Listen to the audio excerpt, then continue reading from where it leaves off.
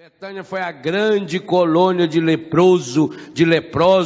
Lá vivia Lázaro, que morreu de lepra, e por isso quando morria de lepra, enfaixava a pessoa inteirinha, amarrava, que ele virava uma múmia, para ver se não saía a lepra, para ver se a lepra não contaminava a terra.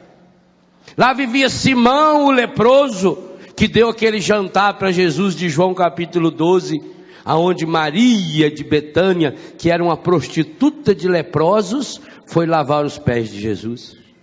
Todo mundo sabia que a lepra era uma doença assim, e a pessoa acabava se conformando. Por quê? Ô gente, quem é de nós que nunca cometeu nenhum pecado?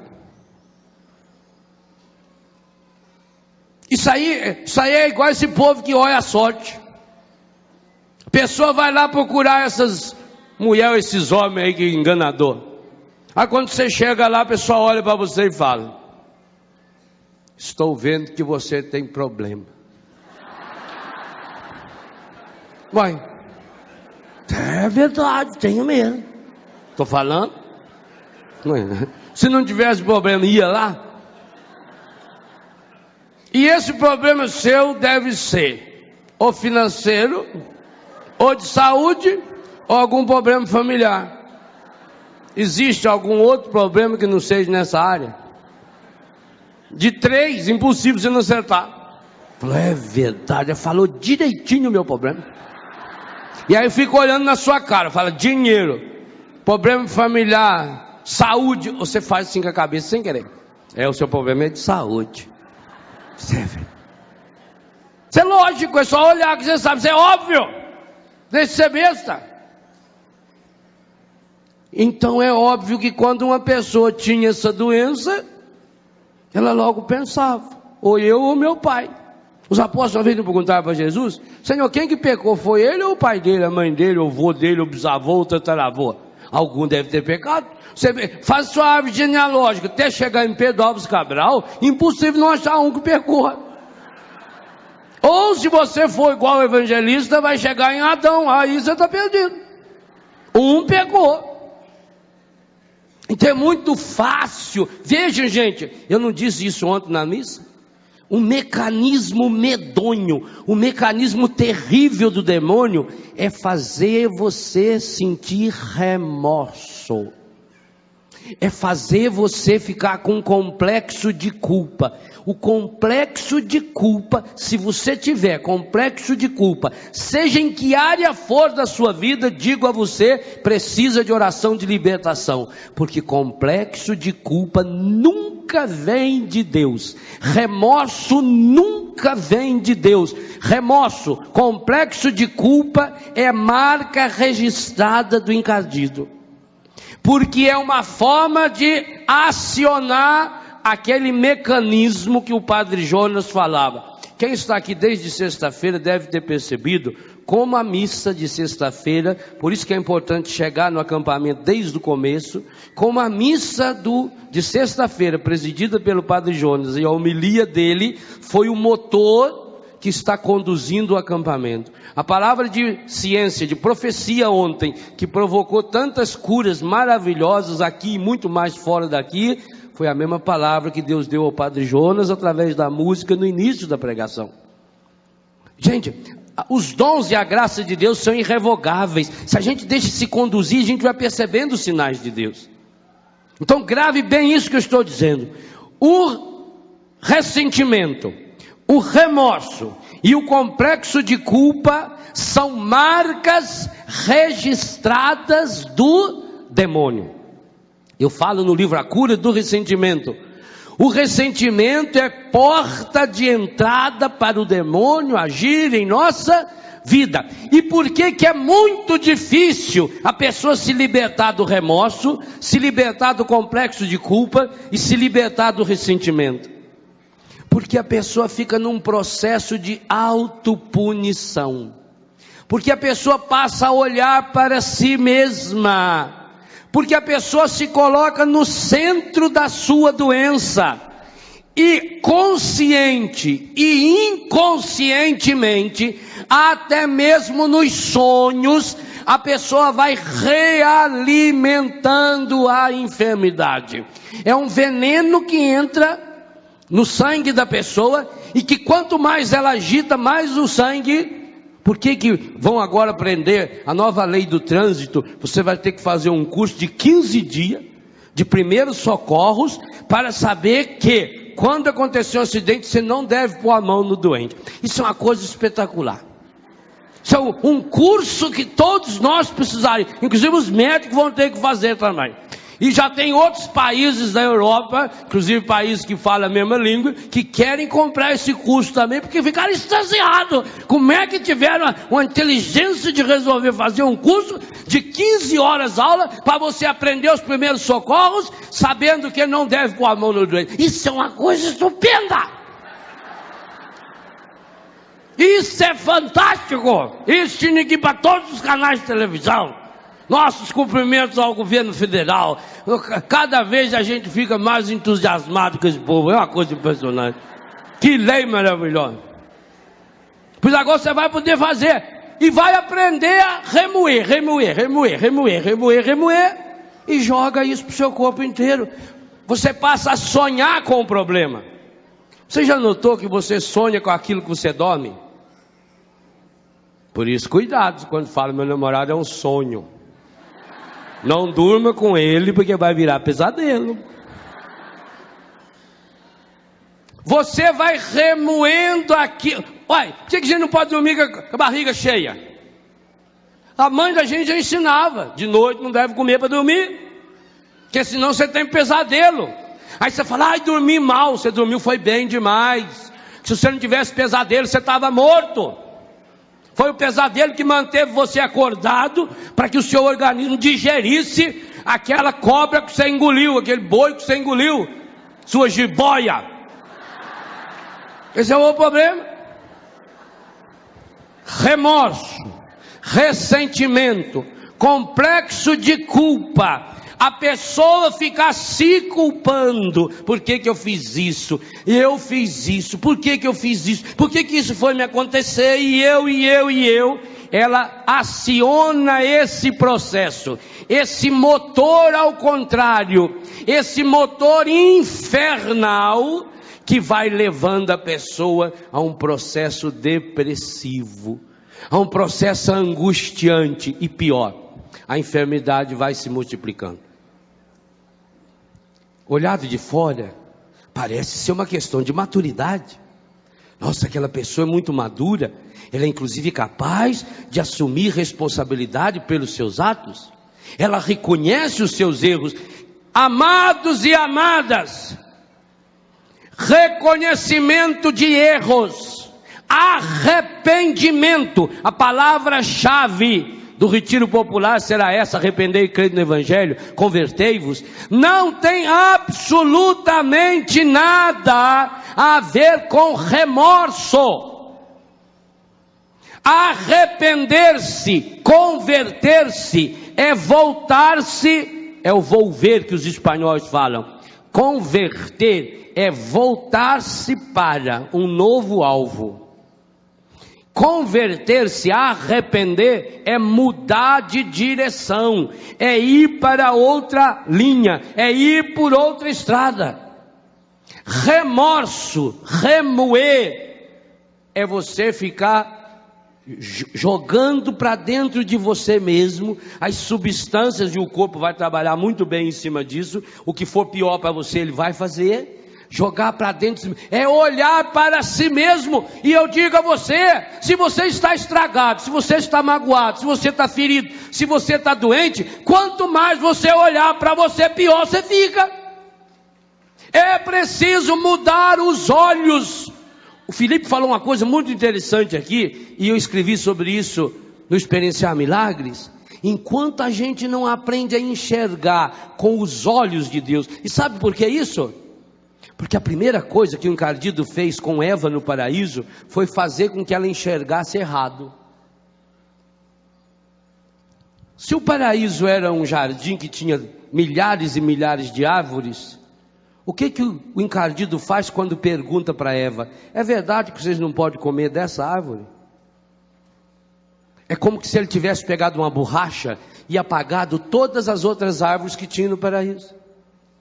Eva passou a ver somente aquela árvore. É isso que ele faz, ele reduz o campo da sua visão. Você não enxerga mais as outras pessoas, as outras situações ao seu redor. Você só se enxerga, e pior, se enxerga com o óculos estragado do remorso. A pior coisa que a doença faz em você é convencer você de que você é doente. Você não sabe o mal que faz quando uma pessoa se pergunta como é que você vai e ela conta. Sabe, como Deus quer. Estou com um problema danado, me deu uma novidade na perna. Minhas veias estouraram, inchou. Pareceu um cascão no calcanhar, que ele veio subindo. Depois me tacou a hemorroida, aí veio para cá. Deu problema aqui do lado, descadei. Tacou a coluna, fizemos, nossa, um problema da bexiga. Tô indo que jeito que Deus quer, né? Misericórdia! Você acha que Deus quer você assim, esse caco, velho? Louco! Você já notou como de uma doença você passa para outra com uma facilidade impressionante?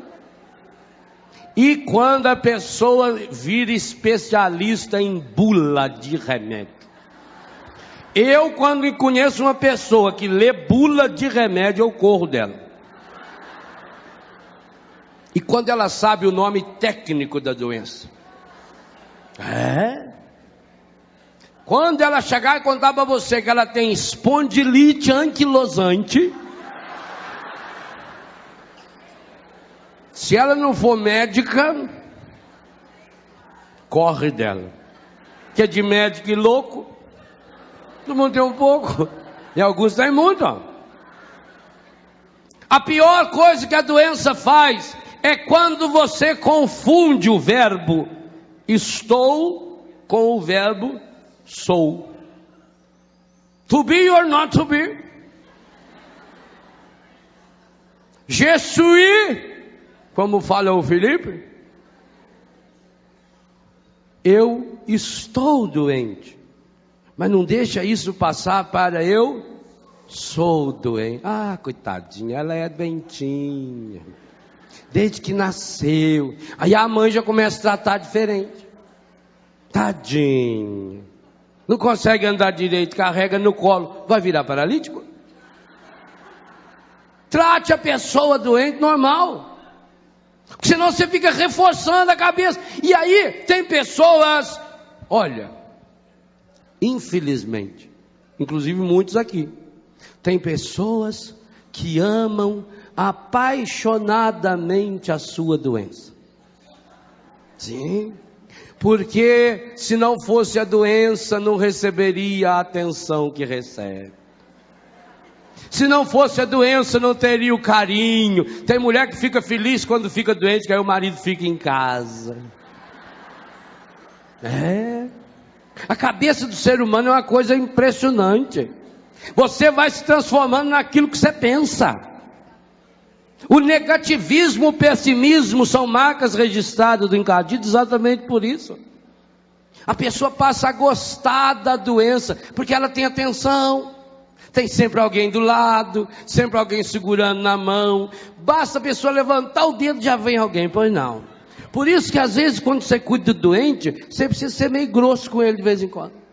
Você precisa tratar o doente de igual para igual. Aquilo que ele pode fazer, não faça por ele. Não faça. Porque se fizer não é caridade. Mas o que tem? A gente tá bom, a gente deve, mas não deve. Deve do ponto de vista afetivo, mas espiritualmente não deve, porque faz um mal danado. A pessoa não pode levantar e ir na cozinha para beber água, deixa o copo d'água na beira da cama dela. Agora, ela pode muito bem levantar da cama para pegar o copo. Como é que ela levanta para mudar o canal da televisão? Não é verdade? A pessoa vai ficando mole. Então ela vai tornando-se em dependência química. A Organização Mundial da Saúde chama o problema da codependência. Codependência significa o quê? Quando, por exemplo, seu marido é alcoólatra, você vira, ele é dependente, é uma doença, não é problema moral, porque tem gente que confunde com problema moral, aí fala, ai padre, coitado, ele é tão bom, padre, é um bom pai, bom marido, ele tira a camisa dele e dá para um pobre, o problema dele é quando bebe, mas é um coitado, aí está a doença dele. Não é moral não, não penso que ele bebe porque ele é sem vergonha, safado, ordinário, não, ele é doente, mas você não pode ser doente com ele, porque aí ele bebe, chega lá na sua casa e quebra tudo, aí a vizinha telefona para a polícia, aí a polícia vem, e a senhora com medo dele, abre a porta, esconde ele lá dentro, diz, não foi nada não, foi o meu marido que, ele foi sair aqui e bateu a cabeça na mesa, aí a mesa pulou por cima da lâmpada, a lâmpada puxou na geladeira, pôs fogo no foguinho, caiu o micro-ondas, derrubou um pedaço do teto, mas uma coisinha assim à toa, não é nada não. Aí a polícia não pode fazer nada, né? E talvez era o que ela precisava, talvez era o que precisava do seu marido, era alguém, nem que fosse por medo, ou levá-lo para um hospital, levá-lo à força se fosse o caso, mas a senhora protegeu, codependente. Amanhã vai proteger de novo, depois da manhã vai proteger. Por isso que tem alguns que só faz bobagem em casa. Uma vez lá em Tutinga falaram que tinha um homem lá que tinha um capeta nele, mas só baixava o capeta nele quando ele estava bêbado e em casa, com a mulher e as crianças. Aí chamaram eu ir lá, eu fui. A hora que ele veio pro meu lado, eu enfiei assim um murro aqui no queixo do bicho e ele deitou. Falei, amanhã 9 horas em ponto o senhor vai na casa paroquial, que eu preciso acabar de expulsar esse demônio. Olha, por que quando ele estava lá no bar, no meio daqueles grandão, o encardido não baixava nele? Ah, meu filho. E depois, quando o demônio baixou nele, que ele estava sentado assim, aqui foi para mim o sinal definitivo de discernimento, estava a sogra dele sentada no primeiro banco, a mulher dele e 2 filhos. Ele passou, reconheceu a sogra, a mulher, os filhos, e veio grudar no meu pescoço, aqui, jacaré. Não, senhor, isso aí é outro espírito. E com esse espírito, meu filho, Jesus já falou, ele falou meio diferente, né? Certas formas de espírito, só com muito soco no queixo que vocês viram. Então você não pode amar a doença, você não pode alimentar os vícios. Ô mãezinha querida, eu sei que a senhora ama o seu filho, mas esse amor está errado. Pior do que não amar é amar errado, porque a senhora está protegendo esse menino de 15, 16 anos, ele está na droga, ele está sendo, na escola ele está tendo problema, a senhora está jogando a culpa nas professoras, transfere ele de escola.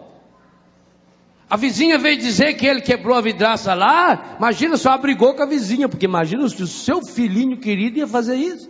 Ele nunca fez nada de errado, ele sempre falou a verdade. Não, meu filho não, que se fosse ele me contava. Ô mãe amada, seu filho é igualzinho o Padre Léo, igual a você. Nós somos santos e pecadores. Mas se não pegar firme nessa hora, a pessoa acaba se acostumando com a doença. A pessoa acaba se acostumando com o vício e acaba gostando da doença e acaba gostando do vício. Você acha que tem muita gente que não ama o vício que tem? Pois sabe que quando está viciado todo mundo respeita. Tem pai que morre de medo do filho porque o filho fumou a maconha. Não, ele fica muito nervoso, aí tem que fazer tudo que ele quer. É uma sensação de poder. Pois isso acontece também quando a pessoa se acostuma com a sua doença e passa Engraçado, por que quando a pessoa tem determinado vício, determinada doença, ela passa a reproduzir o mesmo comportamento em todos os lugares? Você vai no Nordeste, você vai no Norte, ou na Europa, ou lá no Japão, as pessoas vêm conversar com a gente e contam a mesma coisa. Por quê? Porque isso já virou uma cultura de morte, já virou uma cultura de dependência, alimentado, missa de ontem à tarde, alimentado por esses meios de comunicação a serviço do encardido, que alimentam posturas contrárias ao Evangelho. O que significa o verde do tempo litúrgico mesmo? Vida, mas também imaturidade. A gente não está madura ainda.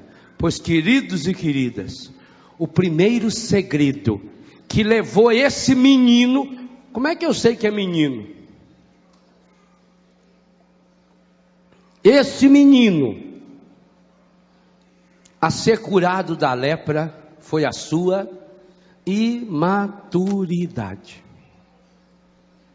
Ele não tinha se convencido de que era um leproso. Como é que eu sei disso? O Evangelho falou isso? Falou. Nas entrelinhas. Ora, o leproso podia chegar perto de alguém? Por que ele chegou? Por quê? Porque ele foi além dos preconceitos sociais. Porque a vontade de ser curada foi maior, de ser curado, de ser liberto, foi maior do que a doença. Porque ele não tinha se convencido ainda de que era leproso. Porque ele nunca disse para ninguém, eu sou leproso. Ele sabia que estava leproso. Talvez ele até tenha dito para a mãe ou para o pai, eu estou leproso. E aí a mãe e o pai falou, vai lá e procure Jesus, que esse aí é bom, isso vai dar um jeito na sua vida. A prova disso é de que ele chega perto de Jesus, mas perto. O Evangelho diz que ele se aproximou. Aproximou-se de Jesus um leproso, suplicando-lhe de joelhos. Quer dizer, ele chegou perto de Jesus, dobrou o joelho na frente de Jesus, para não ter jeito de Jesus passar por cima dele. Ele fez igualzinho aquela cananeia, que depois de berrar e latir até não poder mais, Jesus chamou ela até de cachorrinha, ela veio e deitou na frente dele e falou, agora pinta você na minha cadáver que eu quero ver. Foi o que ele fez. Ele se ajoelhou diante de Jesus. Prova de que ele não estava convencido de que a doença era dele. A doença estava nele. Ele estava doente, mas não era doente. Ele não tinha feito ainda amizade com a doença. Gente, um inimigo pode fazer muito mal para você, mas só um amigo pode destruir você, que ele conhece você. Não seja amigo do encardido, nunca. Não seja amigo da sua doença. Aprenda com ela, mas não seja amigo dela. Não a ame, não a tome para si, não cultive a doença. Tem gente que guarda a doença numa caixinha de música de ouro. Tem gente que tem um travesseirinho de seda para a doença dormir do lado. E aí dorme, cedo a primeira coisa que faz é pegar a doença de novo. Não, arrume um lixo para jogar essa doença. Agora isso só é possível quando? Olha a oração que esse moço fez. Ela é espetacular. E essa oração ela é tão forte que tanto São Mateus quanto São Lucas, feito São Marcos, repetem exatamente, ipsis literis, escrito do jeito que se lê, igualzinho. Se queres, vírgula, podes limpar-me. Essa tradução me apaixona. Se queres, podes limpar-me. Entende o que eu falei do remorso? Ele não se colocou no centro. O me, tracinho me, no final da frase, significa que ele se colocou por último. A oração dele é tão fabulosa, porque ele não guardou nada para si, igualzinho Pedro e André, igualzinho Tiago e João, que largaram a rede, que largaram a barca, que deixaram o pai, deixaram tudo. Esse moço, sabe o que a imagem que me veio quando eu comecei a rezar em cima desse texto? É que esse moço em casa arrumou um pano, abriu em cima da mesa, como se isso fosse possível, pegou toda a lepra que ele tinha, desde a ponta da unha até na ponta do cabelo, foi juntando a lepra dele, pôs dentro daquele pano, amarrou, pôs nas costas e foi. E aí se ajoelhou na frente de Jesus e entregou para Jesus. Falou: toma, é do Senhor. Trouxe um presente para o Senhor. Gente, a estrutura que o autor usou aí nessa frase deixa bem claro que ele não ficou com nada da lepra para si. Ele veio decidido. Jesus ficou estupefato quando viu que esse moço tinha absoluta certeza que o problema não era dele, que agora era de Jesus. Ele jogou a responsabilidade inteirinha nas mãos de Jesus. Ele chegou com a doença e falou: Senhor, se queres, podes curar-me. Eu digo a você, oração de cura é você colocar Cristo num canto que ele não possa sair de lá de jeito nenhum enquanto não curar você. Isso é oração de cura. Isso é o passo na fé. Isso é maturidade. Isso é coluna vertebral, como nos fala Dom Roberto. Isso é firmeza. Essa oração de molenga. Ai, se Deus quiser, vai. Deus quiser, mas o que você está fazendo para isso? Você não está fazendo nada. Você está amando a sua doença. Você está embalando a doença, dando mamar para ela todo dia de manhã, comprando coisinha para pendurar no pescocinho dela, tratando como se fosse um bichinho de estimação. Aonde você vai, você leva junto. Igual tem gente que aonde vai, leva o travesseiro junto, leva a toalha para ficar cheirando. Tem gente que leva a doença para onde vai. Isso é uma imaturidade errada. Seja imaturo diante de Jesus. Diante de Jesus você pode ser uma velha de 90 e tantos anos de idade. Seja imaturo, seja criança, seja menino diante de Jesus, seja menina diante de Jesus. Não tenha medo de lançar-se no colo.